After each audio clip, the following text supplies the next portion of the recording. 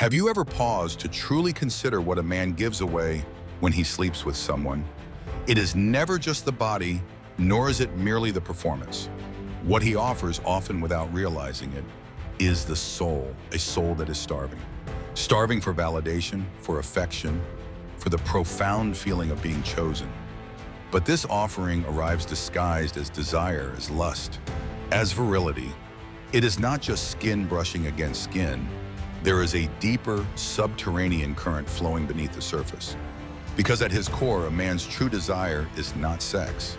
It is to be seen, to be felt, to be recognized as whole, even within his brokenness. The men who kneel before a woman's body are not simply chasing physical pleasure. They are hunting for the affection they never received. It appears physical, but it is spiritual. It looks like lust, but it is actually an ancestral emptiness disguised as power. When intimacy is real, it strips away the theater of performance and exposes the fragility hiding behind the armor. And it is in that brutal, honest moment that Jungian psychology reveals itself. The body acts as the oracle. The shadow acts as the mirror, but it is only seen by the one brave enough to pierce through the mask and dive into the cutting truth. Carl Jung never viewed desire as mere biological instinct. He saw intimacy as a channel between worlds, a bridge connecting the conscious mind to the unconscious deep. He said, "Every act of intimacy reveals more than it appears." To him, desire is not born in the flesh. It is born in the psyche. Every movement, every impulse has roots buried deep in the unconscious. Sex is an exchange of energy, of shadows, of intention. And when the wrong woman enters your life, what should have been pleasure becomes physical, emotional, and spiritual drainage. In this analysis, you will come to understand why so many men feel hollow after sex, why there is a heavy fatigue that does not originate from the body, but from the soul. Because every time you surrender without presence, without a genuine connection, you are trading vital pieces of yourself for mere crumbs of validation.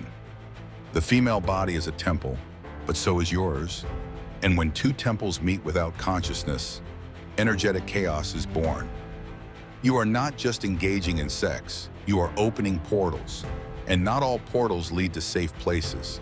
As this journey unfolds, you will begin to perceive what has always been there, but no one ever taught you how to decode. When a man truly surrenders in moments of intimacy, he does not just display his body, he reveals the hidden fragments of his soul. The paralyzing fear of rejection, the insecurity he masks with brute strength, the silence heavy with an invisible past. Visceral intimacy is not about the act of sex. It is about feeling naked on the inside. Because it is in that glance, in that suspended pause between touches, that the invisible child appears. The child who only wanted to be loved without having to earn it. And that exposure is more terrifying than any physical nudity. How many men, in that moment of truth, crumble on the inside while their face remains stone? The mask of the strong does not fall through shouting or conflict. It dissolves in silence. A single touch can awaken the ancient echo of abandonment.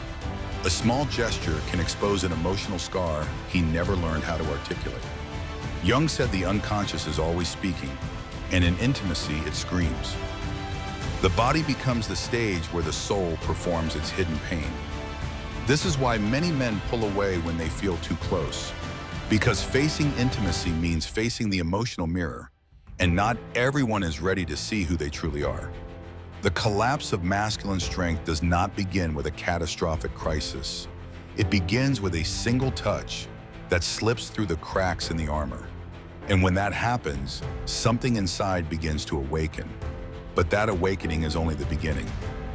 Most men grew up believing that giving pleasure was a matter of technique, as if it were a performance to be graded. Do it well, impress her, prove that you are enough. But real desire, the kind that connects, the kind that touches the soul, goes far deeper. To give pleasure can be a spiritual act, a way to access that forgotten part of yourself, the part you buried long ago. Because at the core, every man carries a soft, delicate side, one the world taught him to hide. Jung called that the anima, the feminine within the man.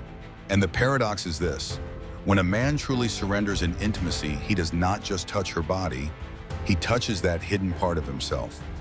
Sacred pleasure is not about control, it is about overwhelming presence. It is when the body becomes an oracle, an emotional mirror where he sees himself with no mask. And in that ritual of touch, something awakens, something no performance can fake. This is where desire ceases to be just flesh and becomes soul. Ritual sexuality does not begin in the body. It begins in listening without words, in allowing that exiled sensitivity to rise again. It is not about proving anything to anyone. It is about reconnecting with who you really are beneath the fractured armor. And when that happens, pleasure becomes healing. But for many men, that still feels far too dangerous. Many say they want love, but deep down, what they crave is approval. Desire does not only come from the longing to connect with another, but from ancestral lack, the desperate need to finally be chosen. As if in every relationship, the invisible child inside is waiting for someone to simply say, "I see you, you matter." And that is where the trap begins. Because when the thirst to be loved is greater than the ability to love yourself, the man begins to shapeshift. He erases himself, he bends, he sacrifices his soul for crumbs of acceptance. Have you seen that man?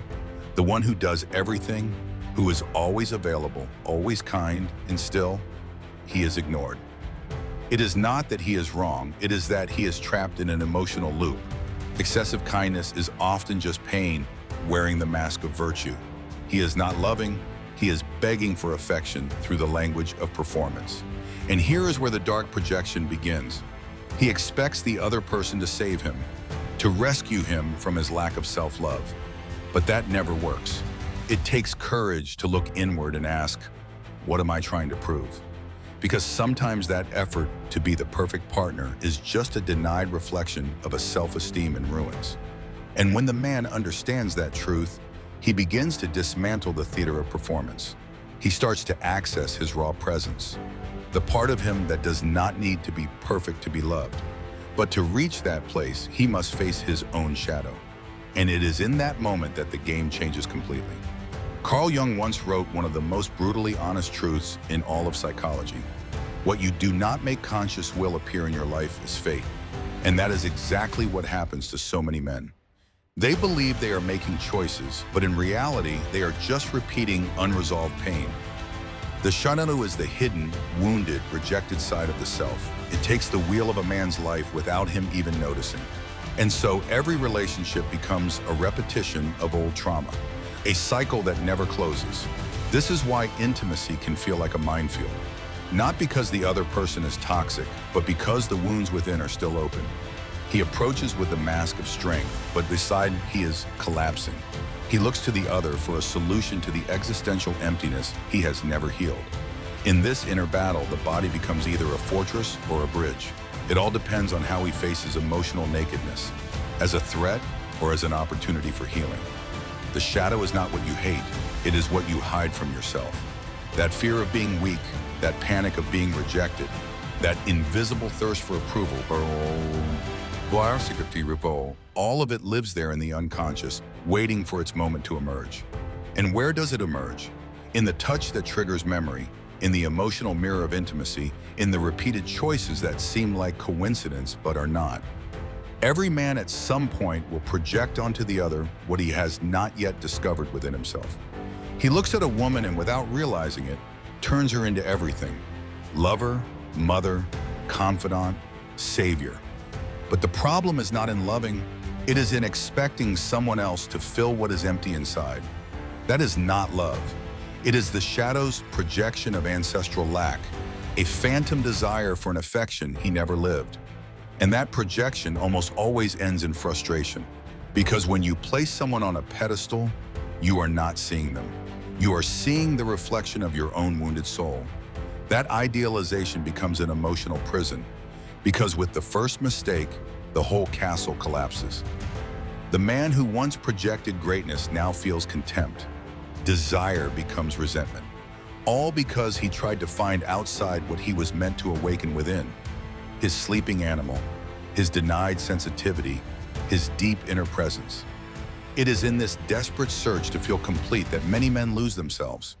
They confuse intensity with love, lack with connection, presence with salvation. But no woman, no matter how incredible, can be the perfect mirror for a man who has not yet met himself. The emotional mirror starts within, and to look at that naked reflection requires a courage most men do not have. And yet, that very courage is the key to the next step. Most men spend their lives waiting to be validated. A compliment, a choice, a soft touch that says, "You are enough." But the truth, however sharp it may be, is this: that validation never lasts because it comes from the outside. And whatever comes from the outside will always leave. True healing begins the moment a man realizes he no longer needs to beg for affection, because that thirst to be chosen can only be quenched when he chooses himself first. Self-knowledge is the key, not as a book theory, but as a living practice. To look inward with raw presence, to listen without words, to face the existential void without running. It is in that place where the soul lies in ruins that the true masculine awakening begins. Intimacy stops being a performance and becomes a mirror of truth. Desire, when it is born from within, does not beg. It invites. It dances lightly. It is an expression of the soul.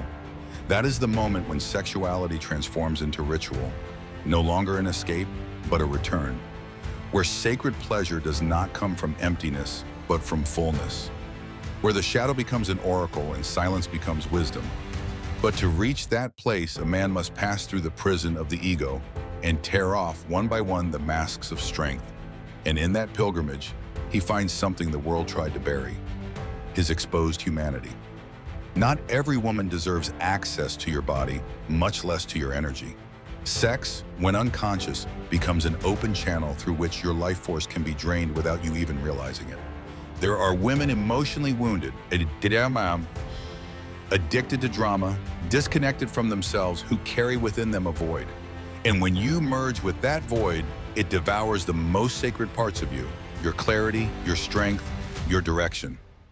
You leave the encounter more empty than when you entered.